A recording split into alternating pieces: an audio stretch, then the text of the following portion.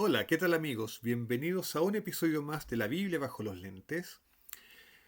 Y hoy día vamos a tratar un tema que yo he tratado en otras ocasiones, pero no es en este canal, y a mí me parece muy importante, un tema que nos va a volar la cabeza, en muchos sentidos. Vamos a estudiar los capítulos 26 y 27 del libro de Números, en hebreo Bamidbar, en el desierto. Así se llama el libro de Números en hebreo, Bamidbar.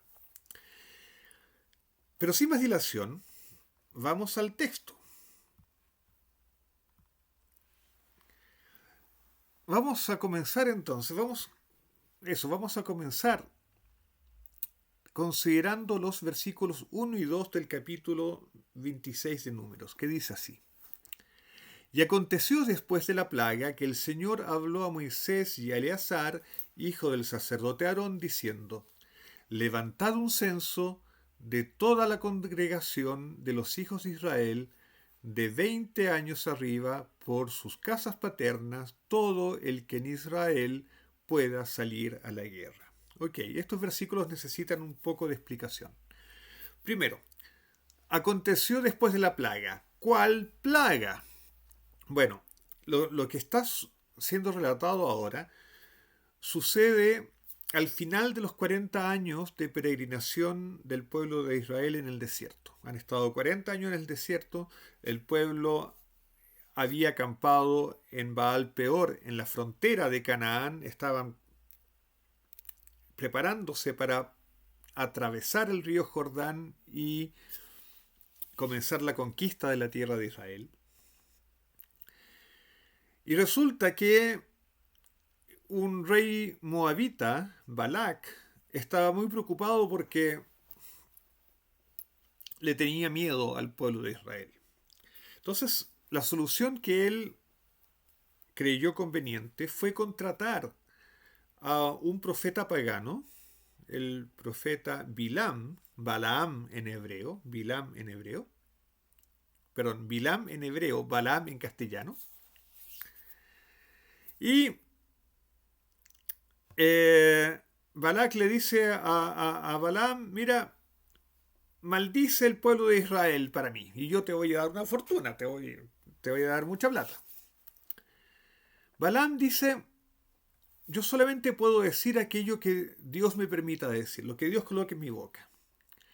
Y en vez de maldecir, Balaam bendice de manera extraordinaria al pueblo de Israel y eh, enuncia profecías maravillosas acerca del pueblo de Israel. Son tan lindas sus bendiciones que pasaron a la plegaria, a la plegaria, así a la liturgia del pueblo de Israel. Eh, ok, pero de eso vamos a hablar en alguna otra ocasión. El caso es que el rey Balak quedó frustrado y Bilam, Balaam, notando eso, le dice, mira, hay una solución. La solución es la siguiente. El Dios de Israel odia principalmente dos cosas. El desorden sexual y la idolatría. Así es que si tú consigues que el pueblo de Israel incurra en esos dos pecados, estás listo. Dios los va a castigar, Dios los va a destruir. Entonces, ¿qué hace Balak? Balak envía su grupo comando, el ejército más peligroso de todos, el más destructor, las chiquillas con minifalda, las jovencitas con minifalda. Y van estas chiquillas, que de hecho son de Moab y de Madián, y seducen a los pobres e ingenuos israelitas y los inducen a cometer idolatría. Y eso desencadena la ira de Dios, produce la ira de Dios, que desencadena una plaga terrible, que produce una mortandad pero espantosa en el pueblo de Israel. Y esa plaga solamente se detiene cuando Pinhás, nieto de Aarón, toma una lanza y atraviesa a uno de los principales líderes israelitas que estaba ahí haciendo sus cosillas con una de estas chiquillas. Entonces, y con eso se detiene la plaga. Entonces, después de esa plaga, después de ese desastre, Dios le ordena a Moisés realizar un censo. Ahora, el propósito de ese censo tiene varias aristas, ¿no? Tiene varias ramificaciones. El primer propósito es, bueno, saber cuántos quedaron después de la plaga, cuántos israelitas quedaron. Segundo, este censo es el primer paso en la conquista de la tierra de Israel, porque a partir de este censo es que se va a determinar quién hereda tierra en Israel. ¿Quién, ¿Cuáles iban a ser las familias? ¿Qué familias? ¿Quiénes iban a recibir una porción de tierra? Eso se determinaba con el censo. De hecho, eso está especificado más adelante en el capítulo 26, en el versículo 52 y 53. Dice así: Entonces habló el Señor a Moisés diciendo: La tierra se dividirá entre estos por heredad según el número de nombres. Es decir, la tierra se iba a dividir entre aquellos que fueron censados, entre aquellos que fueron contados y registrados en el censo. Ahora, ¿quiénes fueron contados y registrados en el censo? Volvamos al versículo 2. El versículo 2 nos dice que los que fueron contados son los hijos de Israel de 20 años arriba, por sus casas paternas, todo el que en Israel pueda salir a la guerra. Entonces, ¿quiénes son? Son israelitas, hombres, varones, de 20 años para arriba. Esos son los que van a heredar la tierra. Entonces, este censo es muy importante. Determina quiénes son los que iban a recibir título de propiedad, un pedazo de tierra. Y de hecho, el capítulo 26 de Números, a partir del versículo 3, hace una larga enumeración por tribu de todas las familias de las tribus y cuántas personas habían en esa tribu. Y están todas las tribus, ¿no es cierto? Judá, Isaacar, Zabulón, José. Pero cuando se discute la tribu de José, especialmente las familias de Manasés, en el versículo 33 se dice: Pero Zelofeat, hijo de Jefer, no tuvo hijos, sino solo hijas, y los nombres de las hijas de Zelofeat fueron Maala, Noa, Ogla, Milca y Tirsa. Y después sigue la enumeración. Entonces aquí hay un problema. Hay una familia que no tiene hombres adultos, no tiene hombres de 20 años hacia arriba, solo hay mujeres, solo hay hijas. Y Zelofeat murió sin dejar heredero hombre, había solamente hijas. Por lo tanto, en principio, esa familia no podía recibir tierra en Israel. ¿Por qué? Porque no había un hombre que heredase. Es un problema. Y esto se va a discutir en el capítulo siguiente, capítulo 27, versículo 1. Entonces, las hijas de Zelofeat, hijo de Jefer, hijo de Galaad, hijo de Maquir, hijo de Manasés, de las familias de Manasés, hijo de José, se acercaron, y estos eran los nombres de sus hijas: Maala, Noa, Ogla, Milca y Tirsa. Y se presentaron delante de Moisés, delante del sacerdote Eleazar, delante de los jefes y de toda la congregación a la entrada de la tienda de reunión, diciendo: Nuestro padre murió en el desierto, aunque no estuvo en el grupo de los que se juntaron contra el Señor, en el grupo de Coré, sino que murió por su pecado y no tuvo hijos. ¿Por qué ha de desaparecer el nombre de nuestro padre de entre su familia solo porque no tuvo hijos? dadnos herencia entre los hermanos de nuestro padre. Ok, aquí vienen las hijas de Zelofeat que se sienten perjudicadas por todo lo que se ha decidido antes, ¿no es cierto?, de cómo se va a dividir la herencia, la herencia, la tierra de Israel. Se sienten perjudicadas, no van a recibir nada, van a quedar en el desamparo. Entonces ellas llegan hasta donde Moisés. Esto no está en la Biblia, pero hay un midrash que dice que ellas primero fueron a los jefes de 100, luego a los jefes de 1000, y todos les decían, sabe, este problema no lo podemos decidir nosotros, tienes que ir a una instancia superior, hasta que finalmente llegó a Moisés. ¿Y qué hace Moisés? Versículo 5. Y Moisés presentó su caso ante el Señor. Moisés dice, yo no soy capaz de resolver esto, le pregunta a Dios. Y fíjense lo que dice Dios, versículo 6. Entonces el Señor habló a Moisés diciendo, las hijas de Zelofeat tienen razón en lo que dicen. Ciertamente les darás herencia entre los hermanos de su padre, y pasarás a ella la herencia de su padre. Además hablarás a los hijos de Israel diciendo, si un hombre muere y no tiene hijo, pasaréis su herencia a su hija. Si no tiene hija, entonces daréis su herencia a sus hermanos. Y si no tiene hermanos, entonces daréis su herencia a los hermanos de su padre. Y si su padre no tiene hermanos, entonces daréis su herencia al pariente más cercano en su familia, y él la poseerá, y será norma de derecho para los hijos de Israel, tal como el Señor ordenó a Moisés. Okay.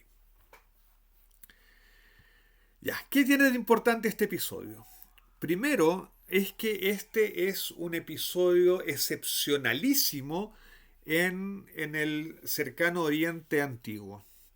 En el cercano Oriente Antiguo las mujeres no heredaban, punto, se acabó. Esa era la tradición, esa era la forma de hacer las cosas. Y aquí, por primera vez, la Torá reconoce a las mujeres el derecho de la herencia. En ese sentido, la Torá presenta una legislación sumamente avanzada para su época. Reconoce el derecho de herencia a las mujeres. Es decir, las mujeres ya no son parte del mobiliario, no son muebles en la casa, sino que se les reconoce el estatus suficiente para poder heredar. Mire, es un avance social tremendo. Eso por un lado. Por otro lado, es una forma de decir, mira, no siempre las cosas hay que hacerlas como se han hecho toda la vida. Hay momentos en que nosotros tenemos que darnos cuenta que las cosas que se han hecho toda la vida no están correctas. Y hay que cambiar, hay que producir un cambio. Y eso es algo terrible, es algo terrible en el sentido de que es algo muy poderoso, es algo que impacta profundamente. Y uno puede ahora venir y preguntarse legítimamente, bueno, hay en nuestra cultura como país, en nuestra cultura como continente, en nuestra cultura en las iglesias, en nuestras comunidades de fe, hay aspectos que se hacen por tradición y que podríamos legítimamente cuestionarnos si esa forma tradicional de actuar es correcta o no.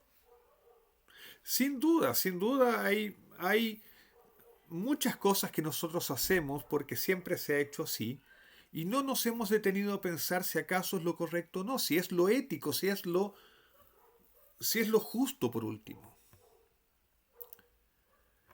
Ahora, las hijas de Zelofeat tienen el mérito de que fueron y plantearon la cuestión. Ahora, fíjense cómo lo hacen. Las hijas de Zelofeat no arman la revolución, no queman la tienda de Moisés, no van a hacer una protesta frente al santuario, al tabernáculo, no usan de violencia, van y plantean la situación respetuosamente delante de Moisés, delante de las autoridades. Hacen el proceso judicial completo. Les contaba, el Midrash dice que empezaron con el tribunal de menor alzada y van escalando, van realizando el proceso judicial hasta llegar a Moisés. Y Moisés lo lleva a Dios.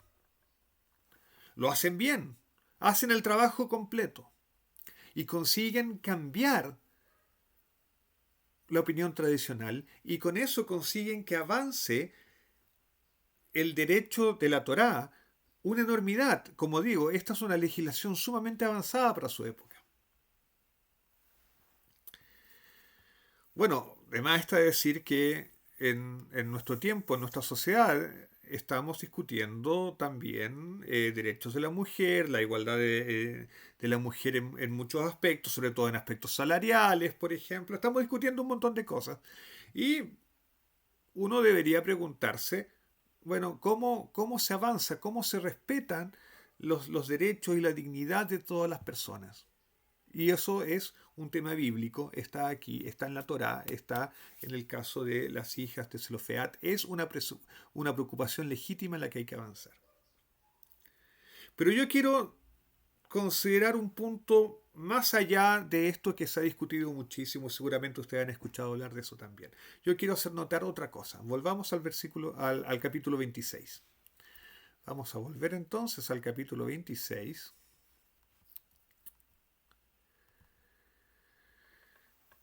Y vamos a hacer notar lo siguiente. Versículo 1 de nuevo. Y aconteció que después de la plaga, que el Señor habló a Moisés y a Eleazar, hijo del sacerdote Aarón, diciendo: levantad un censo de toda la congregación de los hijos de Israel de 20 años arriba, por todas sus casas paternas, todo el que en Israel pueda salir a la guerra. ¿Quién dijo eso? ¿Quién mandó eso? Lo mandó el Señor. El Señor, Dios, fue el que ordenó el censo y el que ordenó los límites del censo. ¿A quiénes se iba a censar? Más aún, volvamos al versículo 53.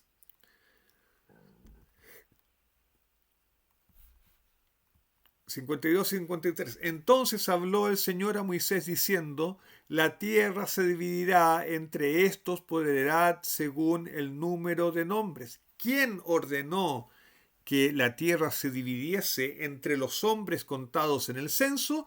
Fue Dios. No se le ocurrió a Moisés, no se le ocurrió a Eleazar, no se le ocurrió a Aarón, que estaba muerto ya en esta época, no se le ocurrió a nadie más. Fue el Señor.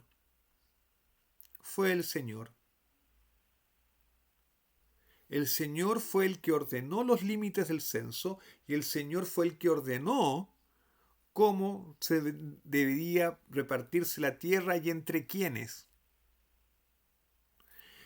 Y lo que sucede en el versículo 1 del capítulo 27 es que las hijas de Zelofeat lo que plantean es que se cambie una decisión que había sido comunicada por Dios.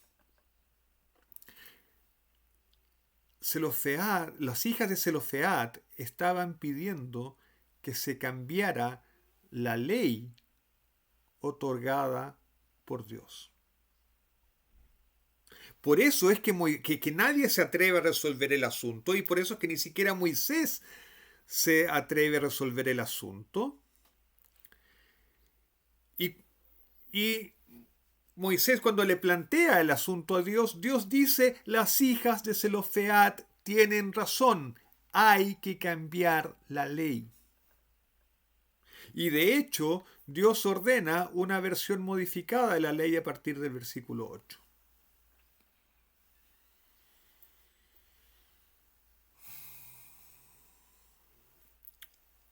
Mis queridos amigos, lo que hicieron las hijas de Zelofeat fue provocar que Dios cambiara una decisión, que se cambiara una orden de Dios.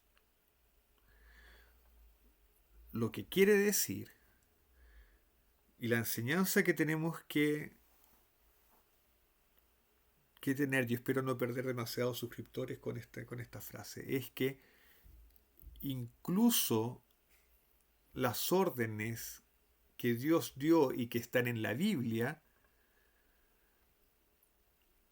deben ser pensadas y repensadas, discutidas y rediscutidas para ver cómo se aplican o no se aplican o cómo incluso pueden modificarse de acuerdo a las circunstancias que aparezcan y a las circunstancias que no fueron previstas.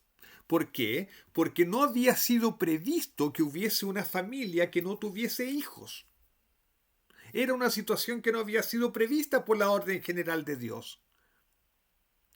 Y a Dios le parece bien que frente a esta circunstancia que aparezca, las hijas de Zelofead, que la verdad hicieron teología, hicieron hermenéutica, propusieran aplicar la ley de manera diferente.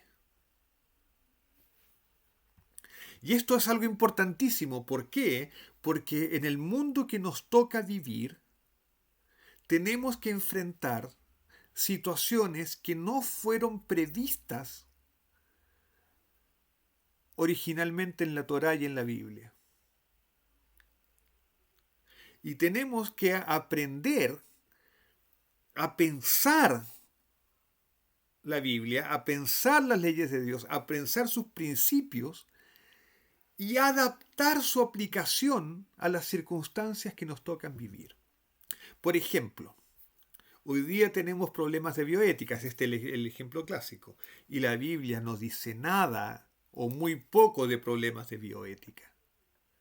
Y la pregunta es, ¿cómo hacemos relevante la ley de Dios, la Biblia, la palabra de Dios, en situaciones que no fueron previstas? Eso necesita de pensamiento, necesita de raciocinio, necesita de hermenéutica, necesita de discusión para que podamos aplicar los principios de Dios en circunstancias nuevas. Como si esto fuese poco, más adelante, en el capítulo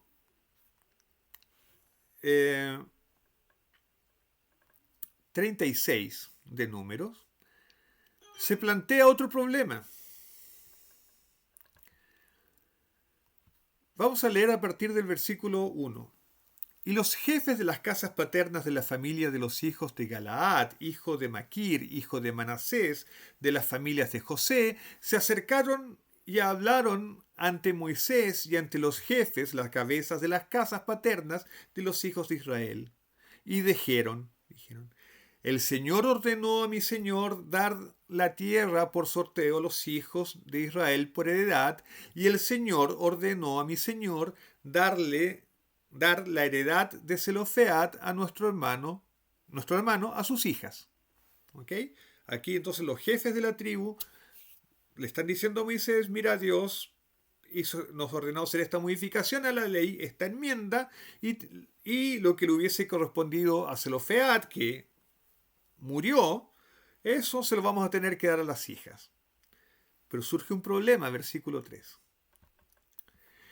Pero si ellas se casan con alguno de los hijos de las otras tribus de los hijos de Israel, su heredad será quitada de la herencia de nuestros padres y será añadida a la heredad de la tribu a la que ellos pertenezcan. Y así será quitada de nuestra heredad. Tenemos un problema. Esta situación nueva plantea otros problemas. ¿Okay? Versículo 4. Y cuando llegue el jubileo de los hijos de Israel, entonces su heredad será añadida a la heredad de la tribu a la que ellos pertenezcan, y así su heredad será quitada de la tribu de nuestros padres. Es decir, ¿cuál es el problema? El problema es que la pertenencia a las tribus se hereda por el padre. Entonces, si las hijas que recibieron la tierra, recibieron la herencia, se casan con personas de otra tribu, finalmente la tierra, que pertenecía originalmente a la tribu de Manasés, iría a pasar a otra tribu y la tribu de Manasés se vería perjudicada, perdería tierra y la otra tribu ganaría. Y eso no es justo. Versículo 5. Entonces Moisés ordenó a los hijos de Israel conforme a la palabra del Señor, diciendo: la tribu de los hijos de José tiene razón en lo que dice. Esto es lo que el Señor ha ordenado tocante a las hijas de Zelofead, diciendo: cásense con el que bien les parezca. Ojo, se reconoce que las hijas pueden casarse con quien ellas quieran, pero deben casarse dentro de la familia de la tribu de su padre, o sea, dentro de la tribu de Manasés. Así ninguna heredad de los hijos de Israel será traspasada de tribu a tribu, pues los hijos de Israel retendrán cada uno la heredad de la tribu de sus padres. Entonces vean lo interesante. ¿Por qué? ¿Por qué esto es interesante? Porque aquí hay una enmienda a la enmienda. Es decir, la ley de Dios se puede discutir, se puede pensar y se puede modificar su aplicación dependiendo de las circunstancias que aparezcan. Porque hay circunstancias no previstas, no estaba previsto esto, esto no había sido pensado cuando se dio la legislación inicial acerca de las hijas de Zelofead. Entonces, como conclusión, ¿qué aprendimos hoy día? Aprendimos la necesidad de defender los derechos y la dignidad de todos, en este caso de las mujeres, haciéndolas herederas.